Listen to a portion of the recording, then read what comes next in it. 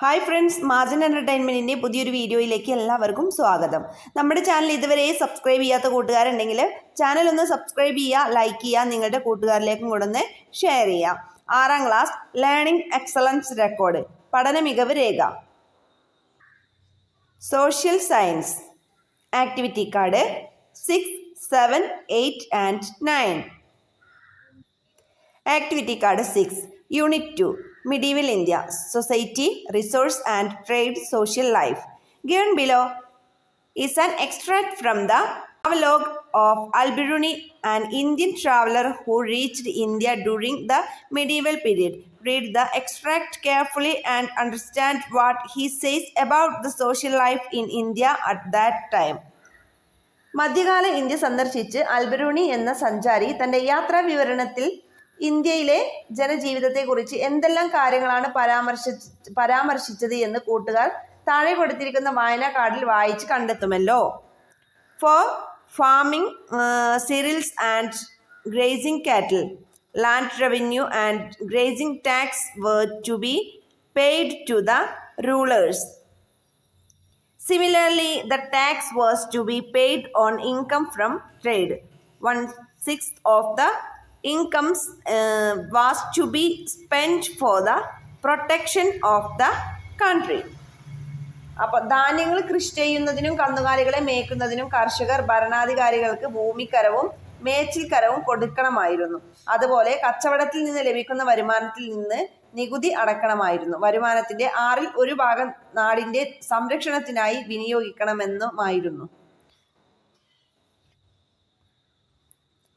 Now, based on what you have understood about the agriculture, trade and occupation in medieval India, complete the following table.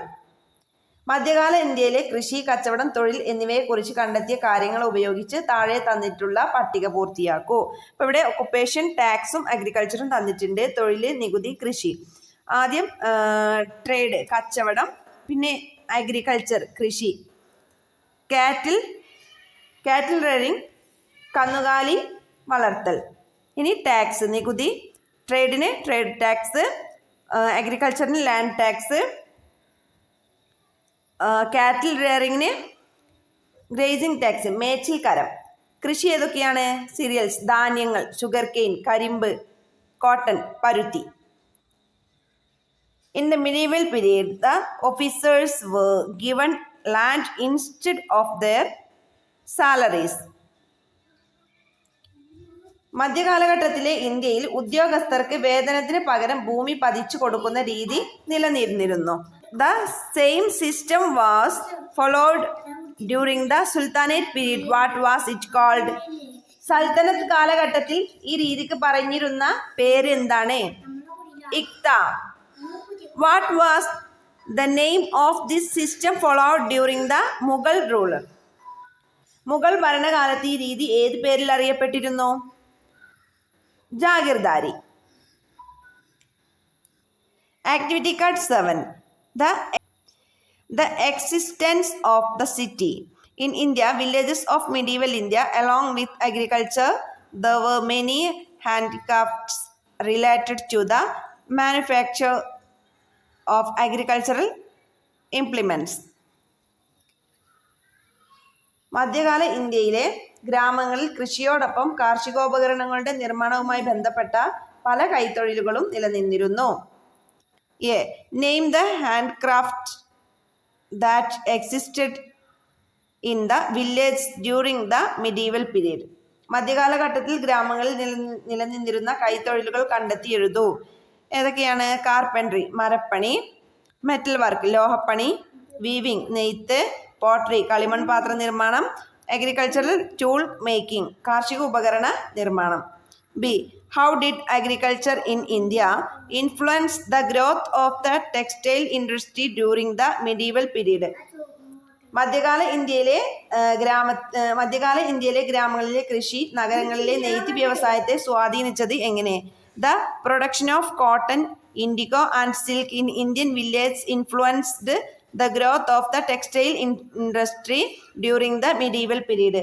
മധ്യകാലഘട്ടത്തിലെ ഇന്ത്യയിലെ തുണി വ്യവസായത്തിന് Indian ഗ്രാമീണ ജനത ഉൽപ്പാദിപ്പിച്ച cotton, indigo, silk എന്നിവ സ്വാധീനിച്ചു. C. were the commodities that attracted traders to India during the medieval period. Complete the word web.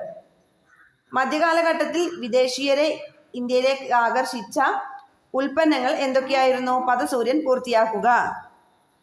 Commodities that attracted foreigners to India. Pearl, spices, ivory, sandal, leather, textile, gems, metal. തുകല്, സുഗന്ധവ്യഞ്ജനങ്ങൾ, ആനക്കൊമ്പ്, ലോഹങ്ങൾ, ചന്ദനം, തുണിത്തരങ്ങൾ, മുത്ത്, രത്നങ്ങൾ. Activity card 8. How many trade centers? Mark the major trade centers in medieval India in the given outline map. എത്ര വാണിജ്യ കേന്ദ്രങ്ങൾ? തന്നിരിക്കുന്ന രൂപരേഖയിൽ മധ്യകാല ഇന്ത്യയിലെ പ്രധാന വാണിജ്യ കേന്ദ്രങ്ങൾ അടയാളപ്പെടുത്തുക. ഏതൊക്കെയാണ്? സൂററ്റ് കോഴിക്കോട്, മഹാബലിപുരം കൊൽക്കത്ത, ഉറയൂർ ഹംപി, കാഞ്ചീപുരം, പൈത്താൻ കൊല്ലം, തഞ്ചാവൂർ. ഇവിടെയാണ് നിങ്ങൾ അടയാളപ്പെടുത്തേണ്ടത്. അപ്പോൾ ഇതുപോലെ അടയാളപ്പെടുത്തുക. ഇത് നിങ്ങളുടെ ടെക്സ്റ്റ് ബുക്കിൽ ഉള്ളതാണ്. Okay. Activity card 9. കാർഖാനാസ്. കാർഖാനാസ് were the centers that produced and supplied goods for the places of the Mughal kings and nobles. There were big rooms where people engaged in different traders from different areas do the work at the same time.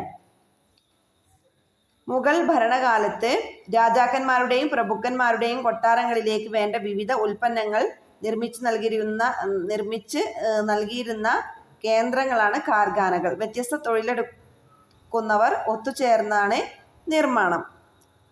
Which were the occupational group found in the karkhanas? ഏതെല്ലാം തൊഴിൽ കൂട്ടങ്ങളാണ് കാർഖാനകളിൽ ഉണ്ടായിരുന്നത്? Occupational group of goldsmiths, dyers, cobblers, tailors, leather workers. സ്വർണ്ണപ്പണിക്കാർ, തുകൽ പണിക്കാർ, ചായം പൂശുന്നവർ, ചെരുപ്പ് പണിക്കാർ, തയ്യൽക്കാർ. What was the significance of karkhanas during the medieval period? Prepare a short not.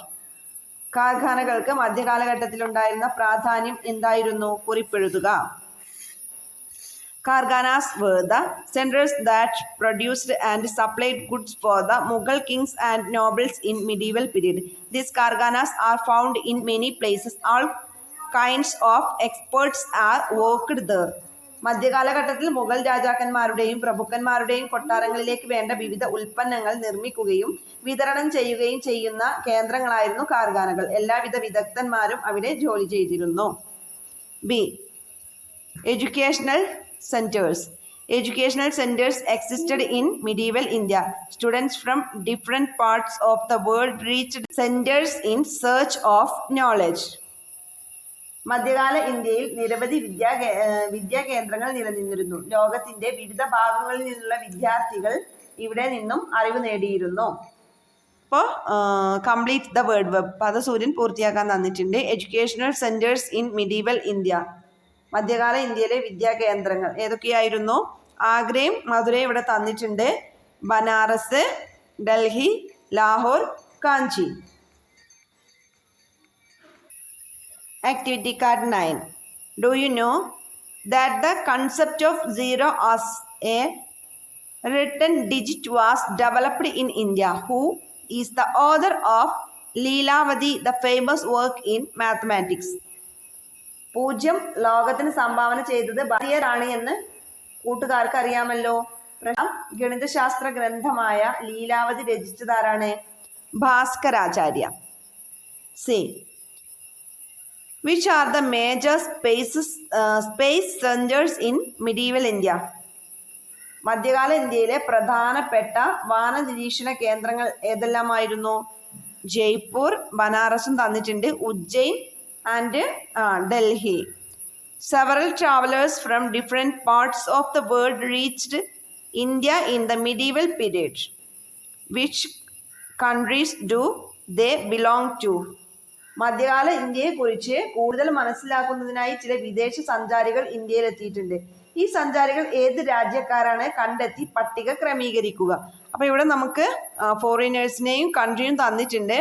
അൽബെറൂണി Italy, Ibn Battuta Central Asia, Ralph Fitch Morocco, Bernier England, Niccolo Conti Italy.